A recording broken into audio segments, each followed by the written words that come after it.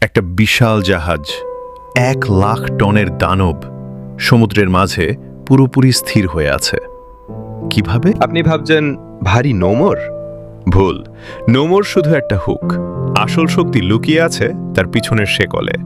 প্রতিটা link 160 KG ভারী, একটা গরুর সমান। যখন প্রচণ্ড ঝড় বাতাস ঢেউ আসে, সেই ধাক্কা সরাসরি নোমরে পড়ে না।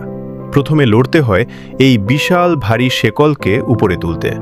সমস্ত শক্তি খরচ হয়, আর যখন ধাক্কা নোমরে পৌঁছায় ততক্ষণে তা দুর্বল হয়ে গেছে। এটা একটা অদৃশ্য রাবার ব্যান্ডের মতো। সব ঝড়, জীবনেও ঠিক একই কথা।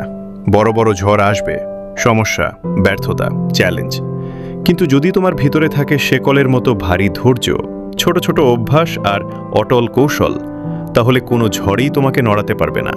তুমি স্থির থাকবে, তুমি অটল থাকবে। মনে রাখো, সফলতা আসে না শুধু একটা বড় স্বপ্ন দিয়ে, আসে লুকানো শক্তি, ধৈর্য আর সঠিক কৌশল দিয়ে।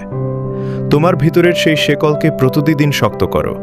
তুমি অটল হবে, তুমি জয়ী হবে।